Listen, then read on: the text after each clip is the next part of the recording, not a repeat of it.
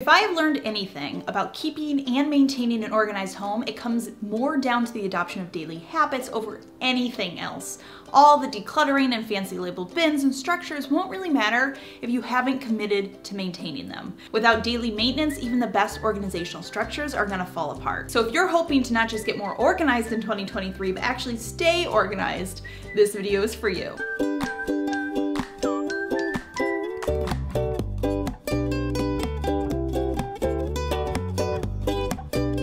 In today's video, we're going to talk less about how to declutter and organize a space properly and more about a system to follow for 30 days that will help you begin to establish and adopt the daily habits you need to keep your home organized. Now, the truth is you can't really become someone who's organized in 30 days because becoming organized isn't something you just become. It's something you do through repeated actions day after day. Just like when you start a workout regimen, you have to start and slowly over time you're going to build muscle and stamina. But if one day you stop exercising, eventually over time you're going to lose the muscle and you're going to lose the stamina. Organization in a home is kind of the same thing. I'm sure we've all had that one day that you spend just decluttering and cleaning and organizing all day or all weekend, but then a few months later it's kind of messy again. And that's because getting organized is not a one-time event. It's a daily practice. And hopefully in this video and this 30-day challenge will help you jumpstart that practice. In 2022, I shared a similar video to this called 30 Days to Become a Cleaner Person, and we're gonna follow the same outline for this video. We're gonna look at 5 mantras that you follow for 30 days, and if you adopt them for 30 days, I promise that you're not going to notice just that your home is more organized,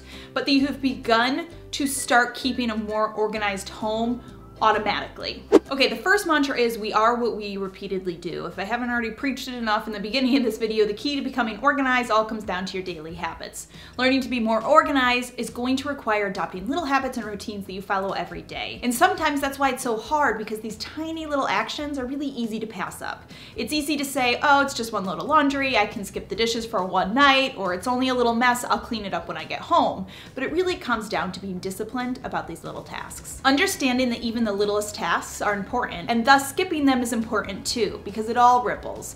If you don't do the dishes tonight, now it's tomorrow's problem, and tomorrow you is going to lose 15 minutes in the morning doing yesterday's work, and now you're starting the day behind. If you let a mess pile up on your desk, it's going to take you 30 minutes to sort it all, as opposed to if you just declutter your desk each day before work or when you get off work, it'll only take you 2 or 3 minutes. When you don't want to do something, remind yourself the only difference between the person you are right now and the person you want to be is your daily habits. Give importance to even the littlest tasks. Plus, this is important because the more you repeat them, the more habitual they become, and they just start to become easier to do because your mind and body will default to doing them. You no longer will need to consistently and constantly force yourself to do it. Mantra number 2, simplify your stuff. Here's the thing, almost all of us have too much stuff. I am sitting here making a video about organizing and decluttering. I do this for a living, and I too have too much stuff sometimes. It has been estimated that we spend 50% of our cleaning time just tending to our stuff. And clutter and excess stuff is linked to everything from anxiety to depression to procrastination to poor sleep. And ultimately, having too much stuff will make it impossible to stay organized because you're only one person and you simply cannot be in charge of storing and managing all that stuff unless you want it to be your full-time job. Now let's be clear, I'm not asking you to be a minimalist. I am not a minimalist, but really start to focus on simplifying, letting go of things that aren't serving you, things that take more time to manage and inventory than they provide in value. Free yourself from having to care for all this stuff. And in doing so, you're going to make your job of staying organized 100 times easier. For the next 30 days, I want you to set a timer for 10 minutes each day to declutter one thing. If you don't finish the whole thing, that's all right. Just do what you can do in 10 minutes. This could be a junk drawer, that pile of papers on the counter, your t-shirt drawer, the shelf in the playroom, your purse, the spice rack, the freezer, the pile of things that accumulated down the stairs just to go upstairs, but they never made it upstairs. Pick one thing, nothing monumental. It's only 10 minutes because we can all find 10 minutes somewhere. And if it's going well, go crazy and do it 2 times a day. The point here is really that you make sure you're doing it every day, even if it's something small and doesn't feel important. Because remember, what it does is wire your brain to start doing this automatically. You will start decluttering habitually. Your brain will start to automatically clear and declutter areas. Mantra number 3, control the flow. Definitely one of the biggest issues when it comes to our clutter is that there are always things coming into our house. I always talk about how we have many means in which things enter our home regularly, right? Kids' school school stuff, mail, packages, shopping trips, guests come over, family stopping by, hand-me-downs. But we typically only have 1 or 2 methods in which things are leaving our house regularly. So we need to intentionally make a few more of these so the amount coming in equals the amount going out. We're looking for a balance. So here's a personal example for me. I empty and break down all boxes from packages almost immediately upon getting them. Products purchased go where they belong, and boxes go directly into the trunk of my car. When the trunk starts to fill, I swing by the dump to recycle it. Another example would be when we get mail. I open and sort and tend to it immediately. When my kids get a new toy, we typically find an old one that's no longer being used and we donate it. When I replace my makeup bag with some new things, I clear out the old stuff. It's just kind of the same idea of one thing in, one thing out. Just be really conscious about trying to match the flow coming in with the flow going out. Think about the spots that are the biggest roadblocks for you. Is it boxes? Is it paperwork? Is it clothing? Is it piles of kid stuff? And then develop a system to control that flow and stick with it. Like I said, for boxes, for me, I put them in my trunk because I need my car's trunk. So it forces me not to skip it. I don't pile boxes in the garage because then I'm definitely gonna ignore it and put it off. I can't do that when it's in my trunk because I need that space. Mantra number 4, remove excess packaging. One of the best things I started doing in the past few years to further assist with my organization is decanting, which is essentially just getting rid of excess packaging that I don't need. Everything comes in packaging, and typically we keep things in the packaging because it came that way. It seems simple, it seems to make the most sense and be most convenient, but I've really found it's actually not. It tends to be bulky, less conducive to keeping things tidy, and often makes it harder for me to know when I need to reorder something. Now, I think when most of us think of decanting, we think of pantries because this is what we usually see on social media the most, but this can apply to many aspects of your life and your home. One place I have found it actually the most beneficial is with kids stuff. Kids' toys, for example, are far easier to maintain, store, and manage when I take them out of the boxes they came in and store them in light bins. These bins are cohesive, meaning they're generally the same shape and size so they can easily stack and store together. They are easier to access for parents and kids than the cardboard boxes that most things come in.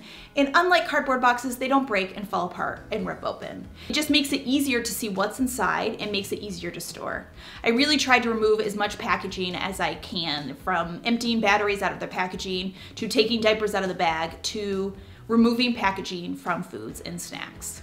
Our 5th and final mantra is to give everything a home. Like everything a home. If you're like me, the things that continually clutter up my home are the things that don't have homes. Because things that do have homes are easy to put away. They don't take time and effort because you just return them to the spot they go to. The stuff that doesn't have a home lingers. And we all have those spots where those lingering items just accumulate, right? They get together, they like hang out and loiter and cause trouble and join a motorcycle gang. You get the point. If something is loitering, it's because it doesn't have a home or the home you gave it isn't working. Give homes to things, and if the home isn't working, find a new home. I'm constantly reworking little organizational structures in my house to accommodate new and rotating things.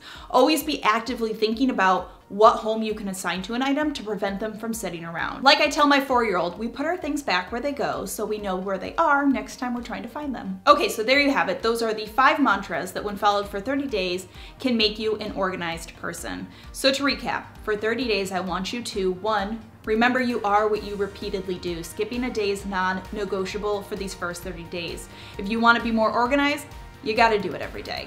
2, simplify your stuff. For 30 days, set a timer for 10 minutes, declutter something, one thing. 3, control the flow. Match the flow of things going out with the things coming in. If it helps, keep a log for a week or 2 on a sheet of paper. Jot down everything that enters your home. Do you have an equivalent amount going out? 4, remove excess packaging for the next 30 days. Try to identify areas where excess packaging isn't supporting your organizational structure. Find ways to remove packaging where you can to simplify and streamline. And 5, give everything a home. Find spots for items that are loitering. Find which items are accumulating.